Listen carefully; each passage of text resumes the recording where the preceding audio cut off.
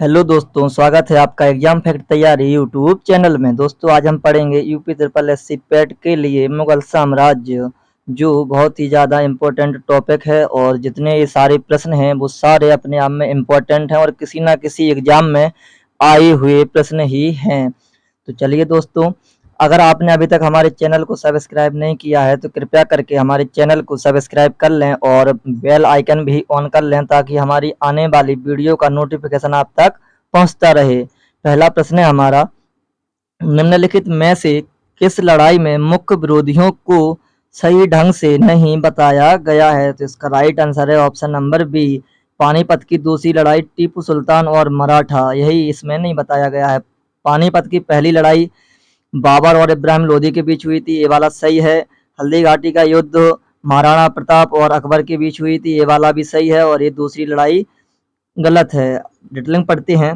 पानीपत की पहली लड़ाई 21 अप्रैल 1526 ईस्वी को बाबर और इब्राहिम लोदी के बीच हुआ था। इस युद्ध में बाबर की विजय हुई, इब्राहिम लोदी मारा गया और अफगान सेना नष्ट हो गई। पानीपत की दूसरी लड़ाई 5 नवंबर 1556 ईस्वी को अकबर और हेमू के बीच हुआ था। इस युद्ध में अकबर की विजय हुई तथा हेमू की पराजय और मृत्यु हुई। इसी प्रकार हल्दी घाटी का युद्ध 18 जून 1576 ईस्वी को महाराणा प्रताप और अकबर के बीच हुआ था, जिसमें महाराणा प्रताप पराजित हुए और चेतक पर सवार होकर पहाड़ियों की ओर भागकर आश्रय लिया। अतः स्पष्ट है कि विकल्प बी सही सुमेलित नहीं है।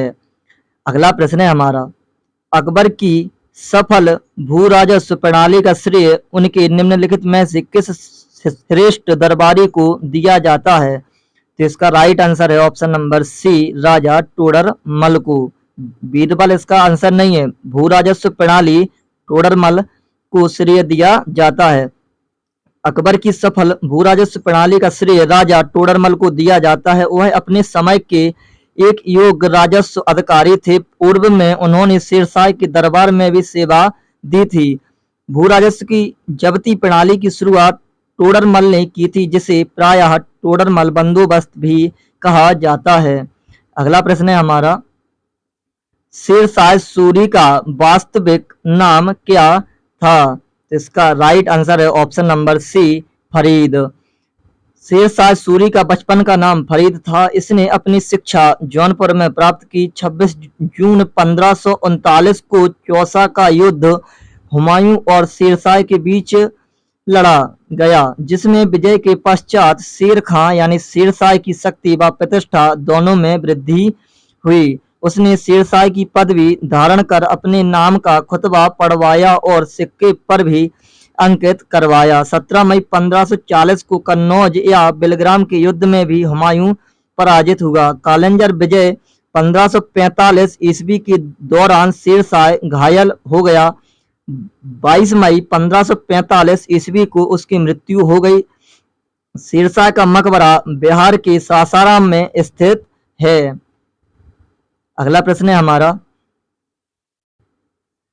1556 ईस्वी में पानीपत का द्वितीय युद्ध किनके मध्य लड़ा गया? इसका राइट आंसर है अकबर और हेमू के मध्य 1526 ईस्वी में पानीपत का द्वितीय युद्ध लड़ा गया।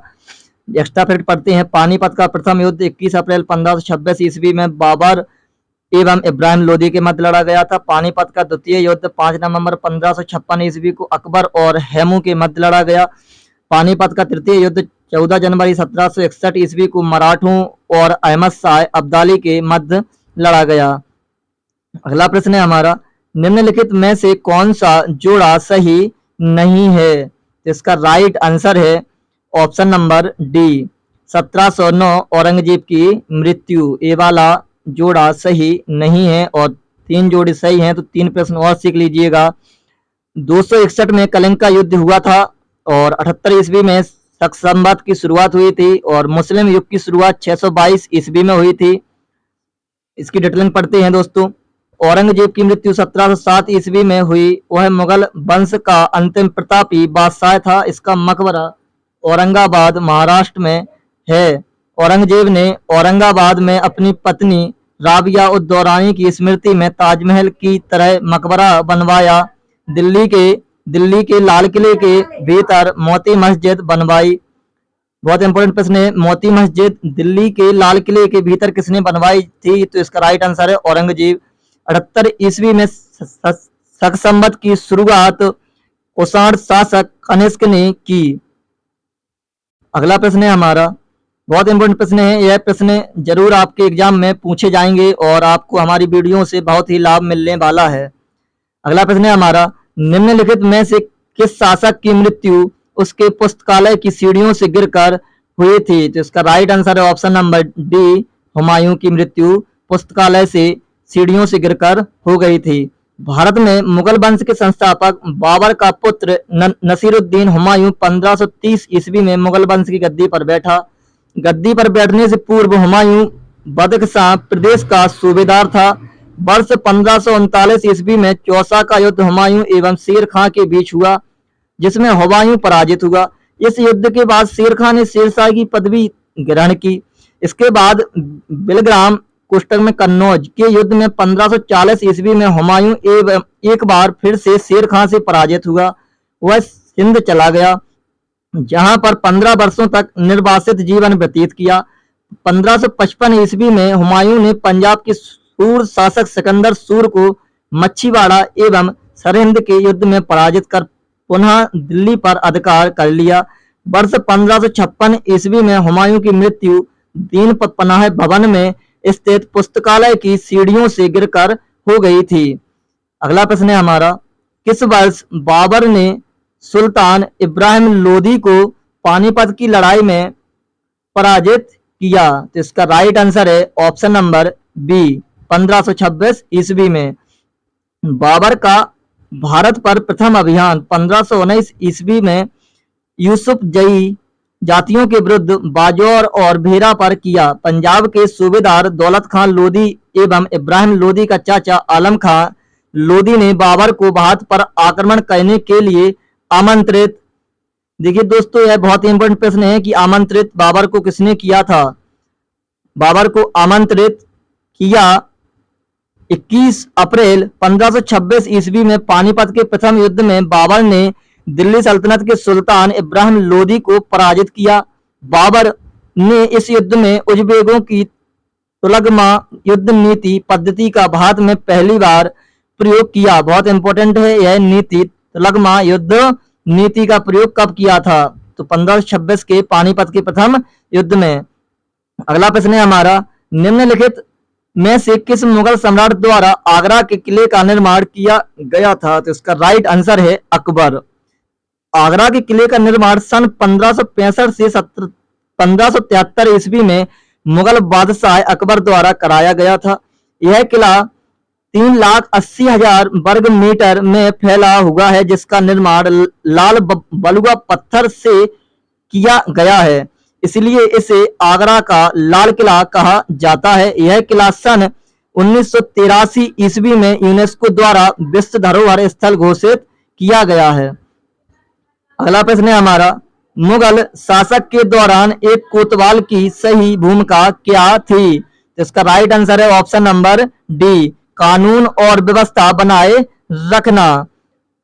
एक्स्ट्रा फैक्ट पढ़ते हैं, मुगल शासन के दौरान कोतवाल की भूमिका सूबे की राजधानी तथा बड़े बड़े नगरों में कानून एवं व्यवस्था की देखभाल करना था। इसे नगर प्रधान भी कहा जाता था। अगला प्रश्न है हमारा, बिहार राज्य के सासाराम शहर में निम्नलिखित किस प्राचीन सम्राट का मकबरा स्थित है? तो इसका राइट आंसर है शेरशाह सूरी। बिहार राज्य के सासाराम शहर में शेरशाह सूरी का मकबरा है। यह मकबरा एक तालाब के बीच ऊंचे चबूतरे पर बना है। यह मकबरा हिंदू एवं मुस्लिम वास्तुकला का मिश्रण है। अगला प्रश्न है हमारा, मुगल वंश के पहले सम्राट बाबर ने अपनी देशीय भाषा चगताई तुर्की में अपनी आत्मकथा लिखी है। इस पुस्तक का नाम क्या है? तो इसका राइट आंसर है ऑप्शन नंबर बी, बाबर नामा। मुगल वंश का वास्तविक संस्थापक जहीरुद्दीन मोहम्मद बाबर तुर्कों की चगताई शाखा से थे, जिसका संबंध मंगोल नेता चंगेज खां से है। बाबर अपनी आत्मकथा स्वयं लिखी, जिसको तुजुक-ए-बाबरी या बाबरनामा के नाम से जाना जाता है। यह किताब तुर्की भाषा में लिखी गई है, लेकिन मुगलों की दरबारी भाषा फारसी थी। इस पुस्तक में बाबर ने विजयनगर व मेवाड़ साम्राज्य का उल्लेख किया है। अगला प्रश्न है हमारा, भारत में जहांगीर का शासनकाल क्या था? चलिए एक्स्ट्रा फैक्ट में इसका आंसर भी होगा, सब मिल जाएगा वहीं पर। तो इसका राइट आंसर है ऑप्शन नंबर ए, भारत में जहांगीर का शासन काल वर्ष 1605 से 1627 ईस्वी तक था। इसका शासनकाल चित्रकला का स्वर्ण युग माना जाता है। बहुत ही इंपॉर्टेंट प्रश्न है।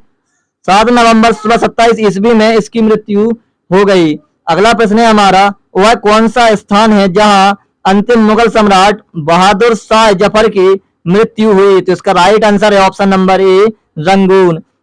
एक्स्ट्रा फैक्ट जानते हैं, 1857 के विद्रोह के समय बहादुर शाह सेकंड को हुमायूं के मकबरे से गिरफ्तार किया गया। उन्हें हर्षन ने रंगून निर्वासित किया, जहां पर 1862 ईस्वी में जफर की मृत्यु हो गई।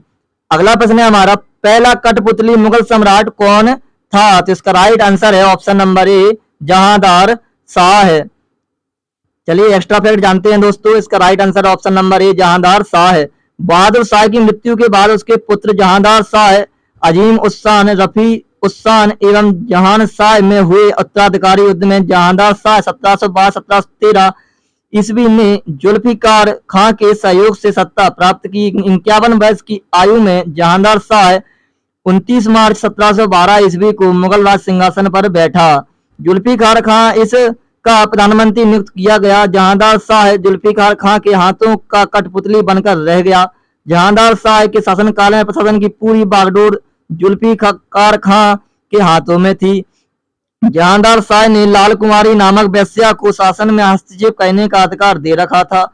लोग इसे लंपट मूर्ख कहते थे। ये बहुत इंपॉर्टेंट प्रश्न है, लंपट मूर्ख। अजीम उस्सान के पुत्र फर्रुख सियार ने सैयद बनुआ अब्दुल्ला खान एवं हुसैन अली के सहयोग से जहांदार शाह की हत्या कर दी थी। अगला प्रश्न है हमारा, विश्व प्रसिद्ध मयूर सिंहासन का निर्माण और उसकी लाल किले में स्थापना निम्नलिखित में से किस मुगल शासक ने की थी? तो इसका राइट आंसर है ऑप्शन नंबर ए, शाहजहां। विश्व प्रसिद्ध मयूर सिंहासन का निर्माण शाहजहां ने करवाया था। पहले यह आगरे के किले में था, जिसे बाद में इसे दिल्ली के लाल किले में स्थापित किया गया था, जिसे यहाँ से लूटकर नादिर शाह अपने देश ईरान ले गया था।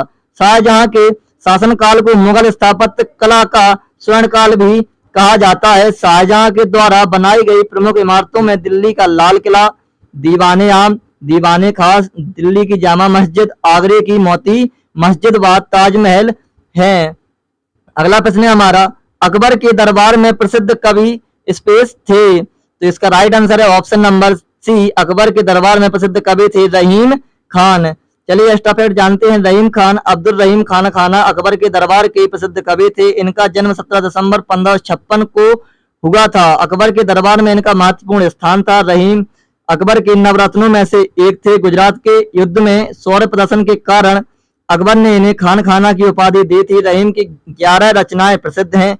इनके काव्य में मुख्य रूप से श्रृंगार, नीति और भक्ति के भाव मिलते हैं।